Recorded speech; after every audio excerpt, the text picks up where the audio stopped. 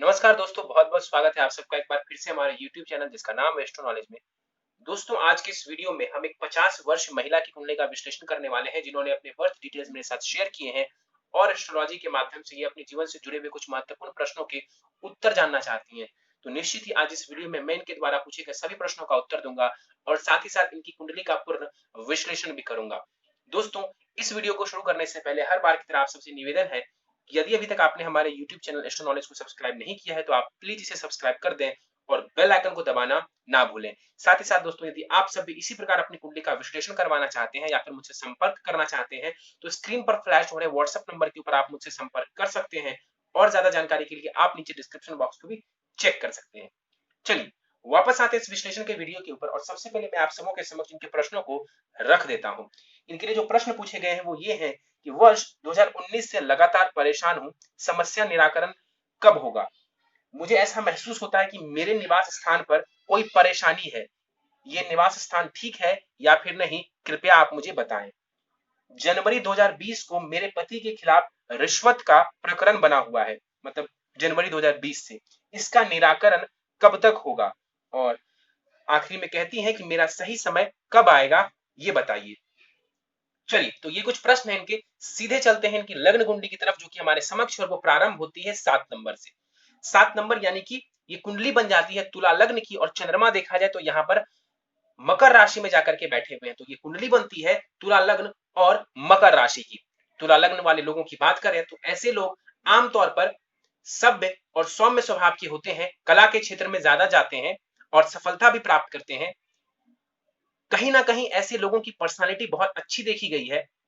जीवन में सामंजस्य बिठा करके चलते हैं, जीवन के हर परिस्थिति के साथ सामंजस्य बिठा करके चलने वाले होते हैं और ये गुण सबसे अच्छा यदि किसी में पाया जाता है तो वो तुला लग्न वाले लोगों में पाया जाता है कि जीवन के हर एक समय में सामंजस्य बिठा करके चलने की जो खूबी है वो इनमें भरपूर होती है। 28 डिग्री का लग्न है, लग्न काफी कमजोर है, यहाँ पर करीब 28.5 डिग्री का लग्न बनता है। तो बिल्कुल यहाँ पर जो लग्न है वो तुला से खत्म होकर के वृश्चिक में जाने वाला है। लग्नेश को देखें तो यहाँ पर शुक्र जो है वो कुंडली के अष्टम भाव में बैठे हुए। देखिए, एक तो लग्न कमजोर, ऊपर से लग्नेश अष्टम भाव में और 1 डिग्री का, तो यहाँ पर लग्न भी कमजोर है, लग्नेश भी कमजोर है। तो कहीं ना कहीं स्वास्थ्य का ध्यान रखना चाहिए और जीवन में जब निर्णय लें तो बहुत ही सोच समझ करके लें, अन्यथा परेशानी देखने को मिल सकती है। चलिए आगे बढ़ते हैं, दूसरे भाव की तरफ चलते हैं। यहाँ पर मंगल विराजमान है, 8 डिग्री का मंगल है, स्वग्रही है लेकिन वक्री भी है। और साथ ही साथ इस कुंडली में मंगल को देखें तो मंगल जो है वो सप्तमेश है और द्वितीयेश में, दोनों ही मारक भावों के स्वामी ग्रह बनते हैं मंगल। तो इस कुंडली का सबसे मारक ग्रह कौन है? तो वो है मंगल। मार्केश मंगल द्वितीय भाव में 8 डिग्री के साथ 50% बलाबल के साथ यहाँ पर मंगल वृद्ध अवस्था में बैठे हुए हैं।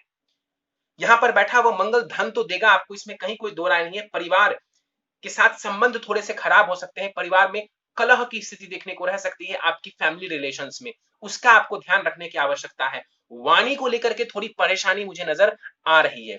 यहाँ पर बैठा हुआ मंगल जीवन में धन तो देगा, सेविंग्स का आपको ध्यान रखने की आवश्यकता है और अपने वाणी का विशेष रूप से ख्याल रखें और परिवार के साथ संबंधों को बनाए रखने की कोशिश करें, तालमेल बिठा करके चलें। थोड़ी देर पहले मैंने बताया था कि निश्चित रूप से ऐसे लग्न वाले लोग जीवन में तालमेल बना करके चलने वाले होते हैं। तो मुझे उम्मीद है कि तालमेल मिला करके आप चलेंगी लोगों के साथ तो चीजें काफी बेहतर होंगी। मंगल की दृष्टियों की बात करें तो मंगल की चौथी दृष्टि जाएगी कुंडली के पंचम भाव के ऊपर, शिक्षा संतान भाव के ऊपर दृष्टि डालेंगे। और याद रखिए कि मंगल मारक ग्रह है, शिक्षा संतान के ऊपर दृष्टि डालेंगे तो कहीं ना कहीं शिक्षा में थोड़ी बाधा और संतान संबंधित थोड़ी सी परेशानी ये देने वाले होंगे। शनि की राशि को देखेंगे तो थोड़ी सी परेशानी बाधा वहां पर जरूर देंगे। और मंगल की दृष्टि देखा जाए कुंडली के अष्टम भाव के ऊपर पड़ेगी, चोट चपेट एक्सीडेंट का ये योग बना देता है, उसका आपको ध्यान रखना है, अपने स्वास्थ्य का ध्यान रखना है, खास करके मंगल की दशा अंतर दशा में। और मंगल की दृष्टि देखा जाए कुंडली के भाग्य भाव के ऊपर पड़ेगी और यहां पर दृष्टि डाल करके भाग्य में कमी करेंगे मंगल। क्यों? क्योंकि यहां पर ये बुध के घर को देखेंगे और अष्टम दृष्टि से देखेंगे तो भाग्य में कमी करेंगे, भाग्य का साथ कई बार आपको नहीं मिलेगा। चलिए, मंगल इस कुंडली में सप्तमेश भी है, सप्तम भाव यानी कि विवाह का भाव, आपकी कुंडली के अनुसार आपके पति का भाव, और यहां से मंगल षटाष्टक दोष बना करके बैठे हुए हैं। यहां से गिनेंगे तो 8 घर और यहां से 6 घर दूर है मंगल, तो इसे कहते हैं कुंडली में षटाष्टक दोष लग जाना, जो कि आपके विवाह भाव को लगा हुआ है। तो वैवाहिक जीवन में थोड़ी सी परेशानी आ सकती है, या तो आपके हस्बैंड और आपके बीच में संबंध थोड़े खराब रह सकते हैं, या तो कहीं ना कुछ परेशानी बनी रह सकती है। आगे बढ़ते हैं, चलते हैं कुंडली के चतुर्थ भाव की तरफ। चतुर्थ भाव जो होता है वो सुख का स्थान होता है, और यहां पर हम विशेषकर माता से सुख, वाहन से सुख, मकान का सुख, ये सब या जीवन के जितने भी सुख है, ऐश्वर्य है, भोग विलास है, वो हम करीब जो है चतुर्थ भाव से देखते हैं, सुख भाव से देखते हैं। चंद्रमा यहाँ पर 23 डिग्री के साथ 50% बलाबल के साथ यहाँ पर विराजमान है। कुमार अवस्था का ये चंद्रमा है। अब चंद्रमा इस कुंडली में देखें तो वो कर्मेश है। इस कुंडली में चंद्रमा समग्रह कहलाएंगे, ना मारक कहलाएंगे ना कारक कहलाएंगे, लेकिन उनको चूंकि केंद्र स्थान मिला हुआ है और वो करियर प्रोफेशन भाव के स्वामी ग्रह हैं, तो कहीं ना कहीं चंद्रमा मायने तो बहुत रखेगा इस कुंडली में। जाकर के कुंडली के चतुर्थ भाव में बैठा हुआ है, सुख भाव में। यहां पर शनि की राशि में बैठा हुआ है, मकर राशि में बैठा हुआ है, और तात्कालिक मैत्री में है शनि के साथ, तो निश्चित रूप से यहां पर चंद्रमा आपको मकान का सुख, वाहन का सुख दिलवाने वाले होंगे। लेकिन लेकिन ध्यान से देखिए इस चंद्रमा को आप, चंद्रमा अकेला विराजमान है, ना तो इस चंद्रमा के साथ कोई ग्रह है, ना इसके पीछे कोई ग्रह है, ना ही इसके आगे कोई ग्रह है। इसे कहते हैं केमुद्रुम दोष का लग जाना या केमद्रम दोष का लग जाना कुंडली में। कुंडली के चतुर्थ भाव में केमद्रुम दोष लगा हुआ है आपके, क्या परेशानी हो सकती है? तो घर में कलह का वातावरण रह सकता है, घर में सुख शांति की कमी रह सकती है, या तो घर के प्रॉब्लम्स की वजह से आपका मन कभी भी शांत नहीं रहेगा, कभी भी शांत नहीं रहेगा। केमुद्रुम दोष जिनकी भी कुंडली में है, चाहे कारण चाहे परिस्थिति जो भी हो, उनका मन कभी शांत नहीं रहेगा। यहाँ पर चतुर्थ भाव में बना हुआ है केमुद्रुम दोष, तो घर से लेकर के जो है उनकी चिंताओं को लेकर के, घर से जुड़ी हुई चिंताओं को लेकर के आपके जीवन में परेशानी दिख रही है। चंद्रमा की दृष्टि यहाँ पर कुंडली के दसम भाव के ऊपर जाएगी, करियर प्रोफेशन में ये चंद्रमा आपको लाभ पहुंचा देंगे। चलिए, और इस चंद्रमा के ऊपर दृष्टियों की बात करें तो बहुत सारे ग्रहों की दृष्टि इस चंद्रमा के ऊपर पड़ रही है। गुरु इस चंद्रमा को देख रहा है, केतु भी इस चंद्रमा को देख रहा है, और शनि की दृष्टि भी काफी हद तक चंद्रमा के ऊपर पड़ रही है। हालांकि गुरु और केतु की दृष्टि में बहुत ज्यादा बल नहीं है, लेकिन शनि की दृष्टि में बहुत बल है। तो शनि अपने घर को देखेगा, वो मैं बताऊंगा कि लाभ देगा या नुकसान। शनि की दृष्टि जो चंद्रमा के ऊपर पड़ेगी, दसम दृष्टि, वो कहीं ना कहीं चंद्रमा को पीड़ित करेगी। चंद्रमा यानी कि आपका मन, और आपका मन पीड़ित होगा, क्योंकि अभी केमुद्रुम दोष था, और साथ ही साथ अब शनि की दृष्टि उसमें और ज्यादा परेशानी देने वाली होगी। गुरु की दृष्टि में बहुत ज्यादा बलाबल नहीं है, तो यहां पर मन पीड़ित नजर आ रहा है। आगे बढ़ते हैं, राहु के ऊपर चलते हैं। राहु कुंडली के छठे भाव में विराजमान है। कई बार बताया है कि छठे भाव में राहु कारक हो जाते हैं, अच्छा परिणाम देते हैं, लेकिन यहां पर राहु बृहस्पति की राशि में बैठा हुआ है और 1 डिग्री का है, तो राहु के पास बहुत ज्यादा बल नहीं है। हालांकि गुरु यहां पर 4 डिग्री के साथ जो बैठे हुए हैं, वो यहाँ पर मृत अवस्था के हैं, सामने जरूर बैठा हुआ है, तो मुझे कहना चाहिए कि गुरु की पूर्ण दृष्टि इस राशि के ऊपर पड़ेगी, अपने भाव के ऊपर, तो ये डैमेज कंट्रोल करेंगे और राहु को बाध्य कर देंगे कि ये अच्छा रिजल्ट दें। लेकिन गुरु यहाँ पर चूंकि मृत अवस्था के हैं, तो उनके पास दृष्टि का बल ना के बराबर होगा। तो यहाँ पर जो राहु 1 डिग्री का बैठा हुआ है, इसके पास भी दृष्टि का बल कम हो जाएगा, और यहां पर जो राहु है छठे भाव संबंधित परेशानी खड़ी करेगा। छठा भाव क्या होता है? रोग, ऋण और शत्रु। तो कहीं ना कहीं जीवन में रोग की परेशानी, ऋण की परेशानी, या तो शत्रुओं की परेशानी आपको देखने को मिल सकती है। और राहु जो है ना, कई बार छिपे हुए शत्रु देता है, गुप्त शत्रु देता है, मतलब ऐसे शत्रु देता है जो कि आपके सामने आकर के आपका बुरा नहीं करते, बल्कि आपके पीठ पीछे या गुप्त रूप से जो है आपको परेशान करते हैं, और कहीं ना कहीं अदृश्य रूप से जो है आपको परेशानी देखने को मिल सकती है यहां पर राहु की वजह से। राहु की दृष्टियों की बात करें, राहु के पास बहुत ज्यादा बलाबल नहीं है, तो दृष्टि यहां पर प्रभावी नहीं होगी। आगे बढ़ते हैं, शनि के ऊपर चलते हैं। शनि यहां पर नीच की राशि में जाकर के कुंडली के सप्तम भाव में विराजमान है। शनि का नीच का होना इस कुंडली में बिल्कुल भी अच्छा नहीं है। क्यों? क्योंकि शनि इस कुंडली के सबसे योग कारक ग्रह है। सबसे योग कारक क्यों है? क्योंकि तुला लग्न में शनि जो है वो सुकेश भी है और पंचमेश भी है, तो निश्चित रूप से इस कुंडली का सबसे योग कारक ग्रह जो शनि बनता है, वो यहाँ पर नीच की राशि में जाकर के बैठा हुआ है। तो शनि का यहाँ पर नीच का होना कहीं ना कहीं शिक्षा, संतान संबंधित परेशानी, घर में क्लेश का वातावरण, प्रॉपर्टी संबंधित परेशानी, सुखों में थोड़ी कमी कर सकते हैं शनि, और वैवाहिक जीवन में थोड़ी परेशानी देने वाला होगा ये शनि। और यहाँ पर देखा जाए, शनि की दृष्टियों की बात करें तो शनि की दृष्टि जो पड़ेगी कुंडली के नवम भाव के ऊपर, भाग्य को लेकर के थोड़ी परेशानी दे सकते हैं, और सूर्य के ऊपर जो दृष्टि पड़ेगी तो कहीं ना कहीं पिता के साथ संबंध खराब होना या तो आपके कॉन्फिडेंस में कमी भी ये देने वाला होगा। शनि की दृष्टि जो लग्न के ऊपर पड़ेगी वो उच्च की दृष्टि जरूर है, तो उससे आपकी पर्सनालिटी थोड़ी बढ़िया हो सकती है और मेच्योर्ड डिसीजन आप ले सकती हैं। हालांकि शनि नीच की राशि में है तो उसकी दृष्टि बहुत ज्यादा लाभकारी भी नहीं होगी। शनि की जो दसम दृष्टि पड़ेगी वो पड़ेगी कुंडली के चतुर्थ भाव के ऊपर, तो मकान का सुख निश्चित रूप से ये आपको दे देंगे। मकान और प्रॉपर्टी का सुख ये आपको देने वाला होगा, लेकिन चंद्रमा को देख रहे हैं तो उसे ये पीड़ित करेंगे। अपने घर को शनि देख रहा है तो उसे खराब नहीं करेगा ये। चलिए आगे बढ़ते हैं, चलते हैं कुंडली के सप्तम, माफ करिए, अष्टम भाव की तरफ, जहां पर शुक्र और बुध यहां पर युति बना करके बैठे हुए हैं। शुक्र और बुध की युति कुंडली के अष्टम भाव में भी है और इन दोनों की युति यदि कुंडली में कहीं पर भी हो जाए तो इसे हम कहते हैं लक्ष्मी नारायण योग का बनना। लक्ष्मी नारायण योग का बनना जो कि कुंडली के अष्टम भाव में बना हुआ है। हालांकि अष्टम भाव जो होता है वो बहुत शुभ भाव तो नहीं है, लेकिन यहाँ पर शुक्र स्वग्रही है और लक्ष्मी नारायण योग बना रहे हैं, तो यहाँ पर ससुराल पक्ष से आपको लाभ मिलता हुआ नजर आ रहा है। हो सकता है तो जीवन में कई बार सडन गेन भी आपको देखने को मिले, अचानक से कहीं से धन की प्राप्ति वगैरह भी देखने को आपको मिल सकती है। यहाँ पर अष्टमेश है शुक्र और अपने ही घर में विराजमान है, तो कहीं ना कहीं आपको आयु वगैरह में ये जो है वृद्धि करेंगे। आयु की रक्षा करने वाले होंगे, विशेषकर आयु संबंधित रक्षा करने वाले होंगे। लेकिन शुक्र सिर्फ 1 डिग्री का है। शुक्र यहाँ पर 1 डिग्री का है, मृत अवस्था का है ये शुक्र, इसके पास भी बल नहीं है और कहीं ना कहीं ये लग्नेश है शुक्र, तो स्वास्थ्य का ध्यान रखने की निश्चित रूप से आपको आवश्यकता पड़ेगी और स्वास्थ्य का ध्यान आपको रखना चाहिए। यहाँ पर देखा जाए बुध भी साथ में विराजमान है, 27 डिग्री का बुध है, यहाँ पर बाल अवस्था में है बुध। इस कुंडली में बुध जो है ना वो आपके भाग्येश है और विदेश भाव के स्वामी ग्रह हैं, जाकर के अष्टम भाव में बैठे हुए। देखिए भाग्येश का अपने से 12 घर पीछे जाकर के बैठना अष्टम भाव में, ये अच्छा नहीं कहा जाएगा, ये अच्छा नहीं कहा जाएगा। यहाँ पर जो बुध आकर के बैठे हुए हैं भाग्य में ये कमी करेंगे, भाग्य का उतना साथ और उतना लाभ आपको देखने को जीवन में नहीं मिल रहा होगा। और यहाँ पर बुध की जो दृष्टि पड़ेगी, बाल अवस्था के हैं तो बुध के पास दृष्टि का बल थोड़ा बहुत होगा और बुध की जो दृष्टि पड़ेगी द्वितीय भाव के ऊपर, मंगल के घर को देखेंगे, वाणी का थोड़ा सा आपको ध्यान रखना चाहिए। यहाँ पर शुक्र और बुध दोनों ही ग्रह अष्टम भाव में बैठे हुए हैं, तो कहीं ना कहीं जीवन में गुप्त विद्याओं की तरफ आपकी रुचि हो सकती है किसी ना किसी तरीके से, जैसे कि तंत्र मंत्र की तरफ आपका इंटरेस्ट हो सकता है, एस्ट्रोलॉजी की तरफ आपकी रुचि हो सकती है और उनसे जुड़ी हुई चीजों में आपको ये सफलता भी दिलवाने वाला होगा। तो अष्टम भाव से जुड़े हुए कुछ रिजल्ट्स में आपको लाभ की स्थिति भी देखने को जरूर मिलेगी।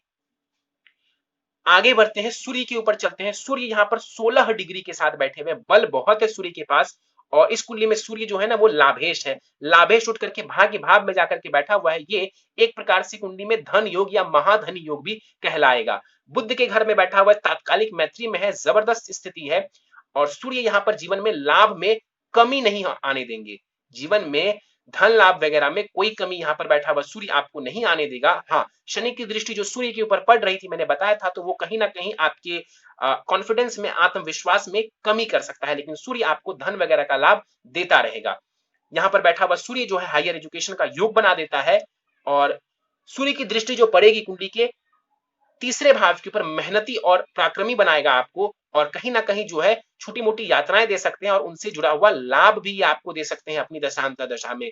यहाँ पर जो सूर्य बैठे हुए हैं ये कहीं ना कहीं धर्म से आपको जोड़ने वाले होंगे, धर्म वगैरह से आपको रुचि दिलवाएंगे और वहां से आपको जो है ये जोड़ने वाले होंगे, लाभ भी करवाने वाले होंगे। चलिए आगे बढ़ते हैं, चलते हैं कुंडली के 12वें घर की तरफ और 12वें घर को देखें तो यहाँ पर गुरु और केतु युति बना करके बैठे हुए हैं कुंडली के 12वें भाव में। गुरु और केतु की युति 12वें घर में अच्छी बिल्कुल नहीं है। यहाँ पर ये गुरु चांडाल दोष बना रहे हैं, गुरु चांडाल दोष बन रहा है कुंडली के 12वें भाव में गुरु और केतु के विराजमान होने की वजह से। और यहाँ पर गुरु और केतु की स्थिति जो है आपको कहीं ना कहीं जीवन में नुकसान करवा सकती है। देखा जाए गुरु कौन है इस कुंडली में, तो गुरु मारक ग्रह बनते हैं इस कुंडली के अनुसार, वो तृतीयेश है और षष्ठेश है और उठ करके विदेश भाव में, खर्च के भाव में जाकर के बैठे हुए हैं, तो कहीं ना कहीं विदेश वगैरह की थोड़ी बहुत यात्राएं करवा सकते हैं। मेहनत कई बार आपके फिजूल में चले जाएंगे, शत्रु आपको परेशान कर सकते हैं, गुप्त शत्रु आपको परेशान करने वाले होंगे। स्वास्थ्य को लेकर के आपको सजग रहने की जरूरत है। और यहाँ पर जो 12वें घर में गुरु केतु का चांडाल दोष बन रहा है, ये कहीं ना कहीं मेंटल पीस को खराब करने वाला होगा।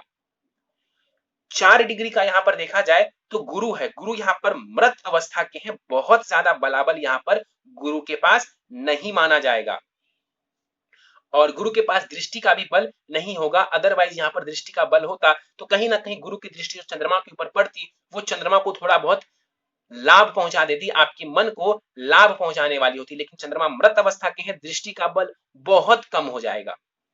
और केतु की बात करते हैं, केतु 1 डिग्री के साथ यहाँ पर ये भी जो है बहुत कम बलाबल के साथ बैठे हुए हैं, इनके पास भी दृष्टि का बल बहुत ज्यादा नहीं रहेगा। और 12वें घर में गुरु केतु का बैठना जीवन में नुकसान करवा सकता है, स्वास्थ्य वगैरह में भी ये परेशानी दे सकता है। तो इसका आपको ध्यान रखने की आवश्यकता जरूर है। कहीं ना कहीं गुप्त शत्रु, गुप्त बाधा आपको परेशान कर सकती है। उसके पीछे का कारण है यहाँ पर काफी हद तक गुरु केतु का जो चांडाल दोष बना हुआ है कुंडली में। चलिए, तो ये था आपकी कुंडली में ग्रहों का विश्लेषण और सीधे चलते हैं आपकी महादशा के ऊपर। तो अभी आपको शनि ग्रह की महादशा चल रही है जो कि 26 मई 2029 तक रहने वाली है। 26 मई 2029 तक आपको शनि की महादशा रहने वाली है और शनि की महादशा में फिलहाल आपको सूर्य की अंतरदशा स्टार्ट हुई है मई 2020 से। 16 मई 2020 को शनि में सूर्य की महादशा आपको प्रारंभ हुई है।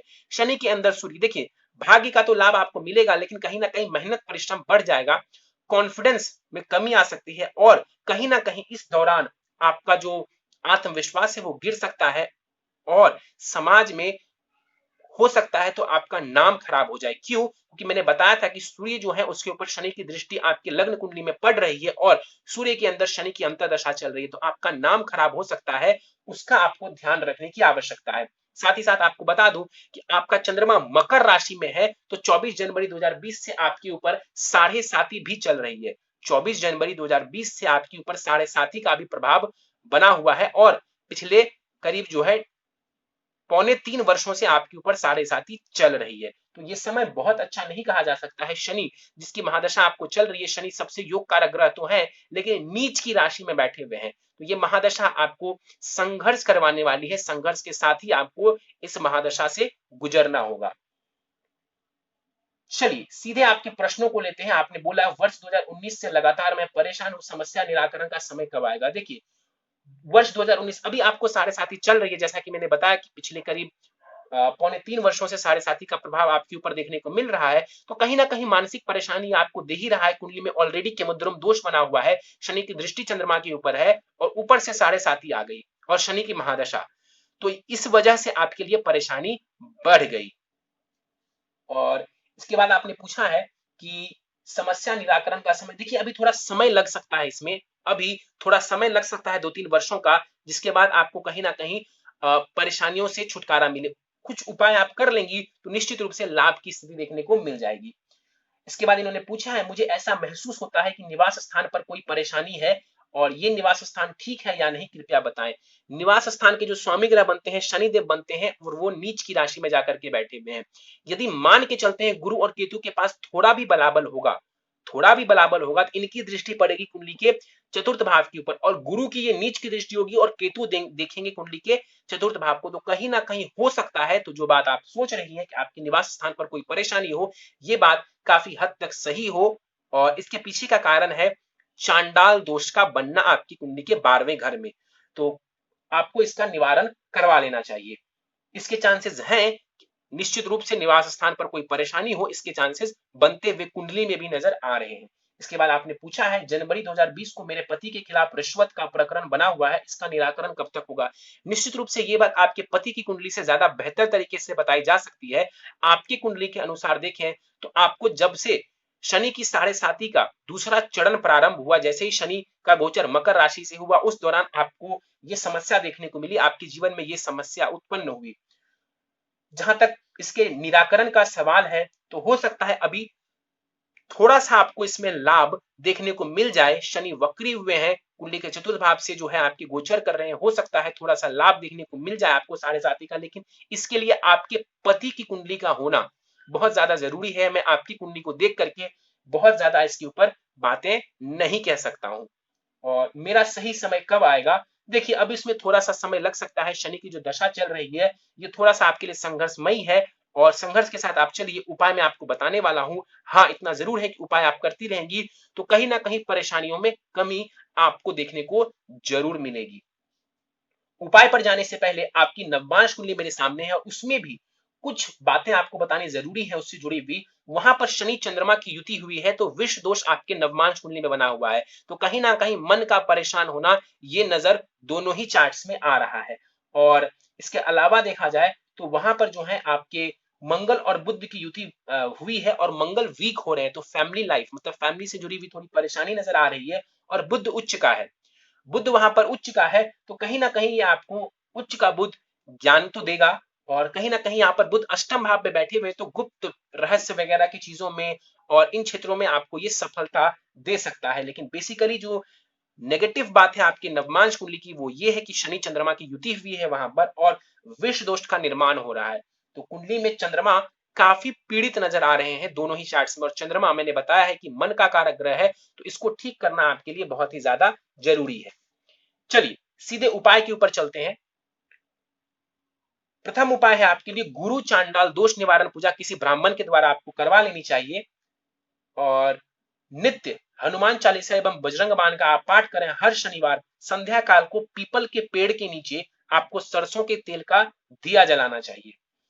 हर सोमवार शिवलिंग के ऊपर जल दूध से अभिषेक करें, ये बहुत जरूरी है आपके लिए। 7.5 भी चल रही है कुंडली में, केमद्रुम दोष भी है और आपके नवमांश कुंडली में विष दोष भी बना हुआ है, तो निश्चित रूप से शिवलिंग के ऊपर आपको जल दूध से अभिषेक निश्चित रूप से करना चाहिए। और आखिरी उपाय है आपके लिए नित्य ओम शुम शुक्राय नमः इस मंत्र का भी 108 बार आप जाप करें। यदि समय हो, शनि की दशा चल रही है, तो शनि के मंत्र ओम शन शनिश्चराय नमः इसके भी 3 माला जाप आप कर सकते हैं। वैसे हनुमान चालीसा और बजरंग बाण से भी आपको बहुत ज्यादा लाभ देखने को मिल जाएगा। तो दोस्तों ये था इस 50 वर्ष महिला की कुंडली का विश्लेषण। मुझे उम्मीद है कि आपको हमारा यह कुंडली विश्लेषण का वीडियो पसंद आया होगा। यदि वीडियो पसंद आए तो आप इसे लाइक करें, शेयर करें। अभी तक आपने हमारा YouTube channel astro knowledge subscribe नहीं किया है तो आप प्लीज इसे सब्सक्राइब कर दें और बेल आइकन को दबाना ना भूलें। साथ ही साथ दोस्तों यदि आप सब इसी प्रकार अपनी कुंडली का विश्लेषण करवाना चाहते हैं या फिर मुझसे संपर्क करना चाहते हैं तो स्क्रीन पर फ्लैश हो रहे व्हाट्सएप नंबर के ऊपर आप मुझसे संपर्क कर सकते हैं। और ज्यादा जानकारी के लिए आप नीचे डिस्क्रिप्शन बॉक्स को भी चेक कर सकते हैं। इस वीडियो में फिलहाल इतना ही। आप सबका बहुत बहुत धन्यवाद।